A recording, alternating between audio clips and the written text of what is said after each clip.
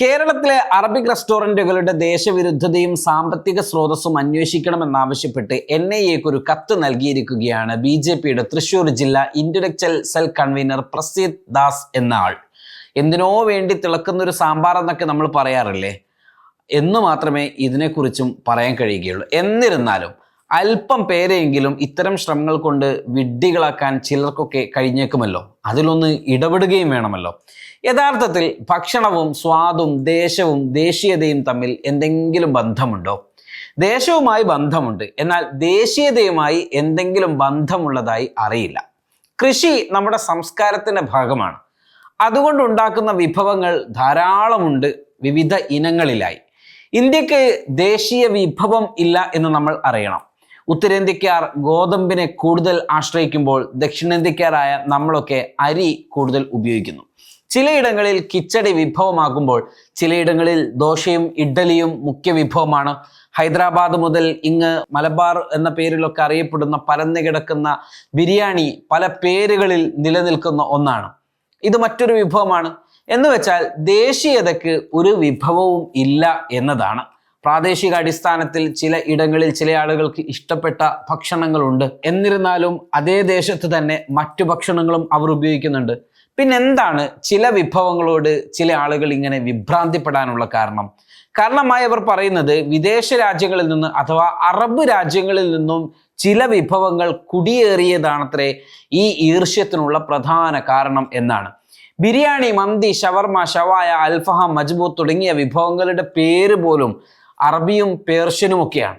ബിരിയാണി യഥാർത്ഥത്തിൽ ഒരു അറേബ്യൻ വിഭവമല്ല, ബിരിയാണി പേർഷ്യനാണ്. ഇതിൻ്റെ ഉദ്ഭവം ഇന്നത്തെ ഇറാനിലാണ്.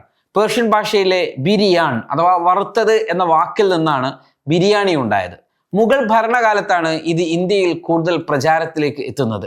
ആദ്യമൊക്കെ ബിരിയാണിയായിരുന്നു നമ്മുടെ ഇഷ്ട വിഭവം, ഇന്നും അങ്ങനെ തന്നെയാണ്. എന്നാൽ പിന്നീട് അറേബ്യൻ നാടുകളിലേക്ക് നമ്മുടെ തൊഴിലാവശ്യാർത്ഥം നമ്മുടെ ആളുകളൊക്കെ ചേക്കേറിയതോടെ അവിടങ്ങളിലെ പല വിഭവങ്ങളും നമ്മുടെ ഇഷ്ട വിഭവങ്ങളാവുകയും നമ്മുടെയൊക്കെ തീന്മേശകളിൽ അവ എത്തുകയും ചെയ്തു. അറേബ്യൻ ഉപദ്വീപിലെ രാജ്യങ്ങളായ സൗദി, യമൻ, ഒമാൻ, UAE തുടങ്ങിയ ഇത്തരം രാജ്യങ്ങളിൽ രൂപം കൊണ്ട ഭക്ഷണ രീതികളെയാണ് നാം അറേബ്യൻ വിഭവങ്ങൾ എന്ന് വിളിക്കുന്നത്. ഇവ പ്രധാനമായും രണ്ട് രീതിയിലാണ് കേരളത്തിലെത്തിയത്. ഒന്ന്, പുരാതന കാലം അഥവാ നൂറ്റാണ്ടുകൾക്ക് മുൻപ് അറബി വ്യാപാരികൾ മലബാർ പ്രദേശങ്ങളിലേക്ക് സുഗന്ധവ്യഞ്ജന വ്യാപാരത്തിനായി എത്തുന്നുണ്ട്. അവരുടെ ഭക്ഷണ രീതികൾ മലബാറിലെ തദ്ദേശീയ വിഭവങ്ങളുമായി കലരുകയും മലബാർ വിഭവം, ഉദാഹരണത്തിന് തലശ്ശേരി ബിരിയാണിയൊക്കെ അങ്ങനെ രൂപപ്പെട്ടതാണ്, അങ്ങനെ രൂപപ്പെട്ട് വന്ന ഒന്നാണ്. മറ്റൊന്ന് ആധുനിക കാലം. അത് പ്രവാസികളുടെ കുടിയേറ്റം കൊണ്ടുണ്ടായ ജോലി ആവശ്യാർത്ഥമുള്ള അറബ് രാജ്യങ്ങളിലേക്കുള്ള പ്രവേശനം കൊണ്ടുണ്ടായതാണ്. 1970-കൾക്ക് ശേഷം കേരളത്തിൽ നിന്നുള്ള ലക്ഷക്കണക്കിന് ആളുകൾ ഗൾഫ് മേഖലകളിലേക്ക് ജോലിക്ക് പോകുന്നു. അവർ തിരിച്ചു വരുമ്പോൾ അവർ കണ്ടു ശീലിച്ച മന്തി, ഷവർമ, മജ്ബൂത്ത് തുടങ്ങിയ വിഭവങ്ങൾ ഇവിടെയും അവർ പ്രചരിപ്പിച്ചു. മന്തി ഇത് യമനിലെ ഹലർമൗത്തിൽ നിന്ന് ഉദ്ഭവിച്ച ഒരു വിഭവമാണ്. ഭൂമിക്കടിയിലെ കുഴിയിൽ തന്തൂർ മാതൃകയിൽ വേവിച്ചെടുക്കുന്നതാണ് ഇതിൻ്റെ പ്രത്യേകത. ഇന്നതിൻ്റെ പല ഭാവ ഭേദങ്ങൾ ഉണ്ടായിട്ടുണ്ട്, അത് മറ്റൊരു കാര്യം. പിന്നെ ഷവർമ, തുർക്കിയിലെ ഡോണാർ കബാബിൽ നിന്നാണ് ഷവർമ ഉണ്ടാക്കുന്നത്. ഇറച്ചി നിർത്തി വേവിച്ചെടുക്കുന്ന രീതി കൂടിയാണിത്. കൂടാതെ പേർഷ്യൻ, മധ്യേഷ്യൻ പാചക രീതികൾ മുഗളന്മാരിലൂടെയും ഡൽഹിയിൽ സുൽത്താൻമാരിലൂടെയും ഒക്കെയാണ് ഉത്തരേന്ത്യയിലേക്ക് പലതരത്തിലുള്ള വിഭവങ്ങളും വരുന്നത്. അവർ സുഗന്ധ വ്യഞ്ജനങ്ങളും ഉണങ്ങിയ പഴങ്ങളും ഭക്ഷണത്തിൽ ചേർക്കുന്ന രീതി അവലംബിക്കുന്നുണ്ട്. ഇന്നത്തെ വടക്കേ ഇന്ത്യൻ വിഭവങ്ങളിൽ ഭൂരിഭാഗവും ഇത്തരത്തിൽ സ്വാധീനമുള്ള ഭക്ഷണങ്ങളാണ് എന്നതും നമ്മൾ നോക്കേണ്ടതുണ്ട്. എന്നാൽ ഭക്ഷണത്തിൽ പോലും അതിർവരമ്പുകൾ വെക്കുന്നവർ അതിൻ്റെ ജാതിയും മതവും ഒക്കെ തിരഞ്ഞുകൊണ്ടിരിക്കുകയാണ്. ഇത്തരം ആളുകൾ ഇതേ വിദേശ രാജ്യങ്ങളിൽ ചെന്നാൽ ഇതേ ഭക്ഷണം തന്നെ കഴിക്കും എന്നതാണ് മറ്റൊരു കാര്യം. ഇവിടെ ഒരു മന്തിക്കടയുടെ പരസ്യത്തിൽ ഭഗവാന്റെ ചിത്രം ചേർത്ത് അതിനെ നിന്ദിച്ച സംഭവമായി ബന്ധപ്പെടുത്തിക്കൊണ്ടാണ് ഇപ്പോൾ ചില പരാതികളും അത്തരത്തിലുള്ള സംഭവങ്ങളൊക്കെ ഉയർന്നത്. ഈ തരത്തിൽ പരസ്യ പ്രചാരണം നടത്തിയ ആളുകൾക്ക് അവിവേകം സംഭവിച്ചതോ അതല്ല ബോധപൂർവം ഇകഴ്ത്തിയതോ ആണെങ്കിൽ അവ കണ്ടെത്തി അവർക്ക് തക്കതായ ഇന്ത്യൻ നിയമം അനുശാസിക്കുന്ന ശിക്ഷകൾ ലഭ്യമാകട്ടെ എന്ന് മാത്രമാണ് നമുക്കും ഈ വിഷയത്തിൽ പറയാനുള്ളത്.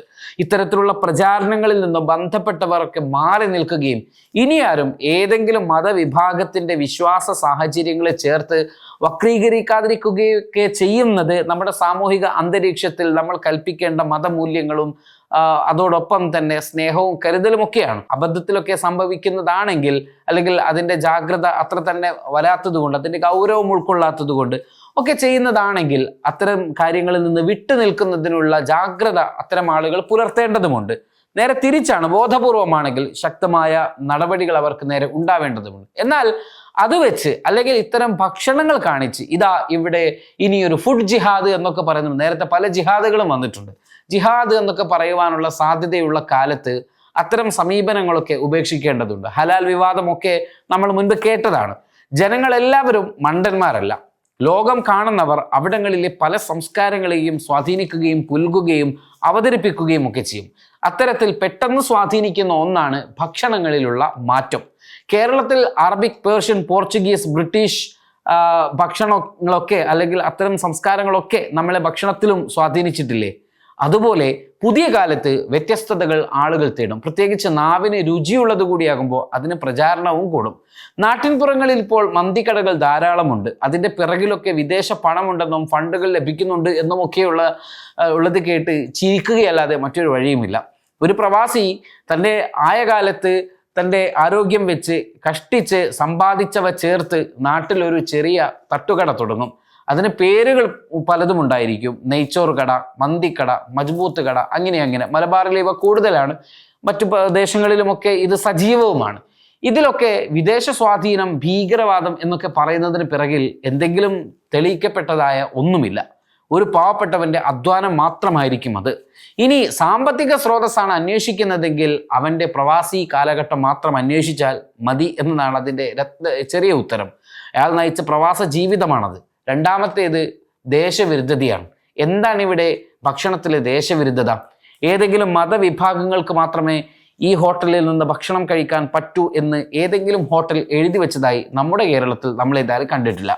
ഉത്തരേന്ത്യക്കകത്തൊക്കെ പല സാഹചര്യങ്ങളുണ്ട്. അത് നമുക്ക് മാറ്റി നിർത്താം. നമ്മൾ കേരളത്തിലെ കാര്യം മാത്രം പറയാം. അങ്ങനെ ആരെങ്കിലും പറഞ്ഞിട്ടുണ്ടോ?